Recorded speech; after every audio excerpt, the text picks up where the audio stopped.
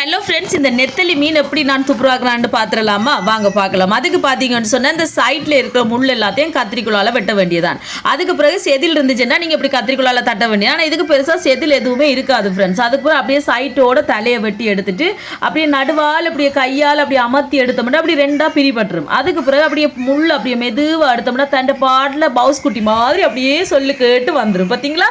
இந்த மாதிரி தான், இதே மாதிரி தான் நான் எல்லாத்தையும் துப்புரவாக்குவேன். முள் சத்து இருக்குது தான் நீங்கள் சொல்லுவீங்க. சில பேர் வந்து நெத்தலி மீனில் முள்ளில் தான் சத்து இருக்குது. ஓகே, நீங்கள் சொல்கிறது விளங்குது.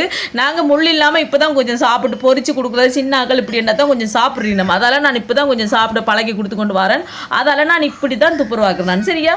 வடிவாக அந்த சைட் முள்ளை வெட்டியாச்சு, அதுக்கு பிறகு தலையை வெட்டியாச்சு, அதுக்கு அப்படியே கையால் நடுவில் அப்படியே நாங்கள் பிளந்து எடுத்தோம்னா தண்டை பாடில் அப்படியே பிளந்துடும். பார்த்தீங்களா? இந்த மாதிரி தான். அதுக்கப்புறம் முள் எடுத்தால் வந்துடும். இப்போ மீன் ரெடி. குழம்பு வைக்க வேண்டியதான் கழுவிட்டு. ஓகே ஃப்ரெண்ட்ஸ், வீடியோ பிடிச்சி தான் மறக்காம சேனலை சப்ஸ்கிரைப் பண்ணுங்கள். Bye data.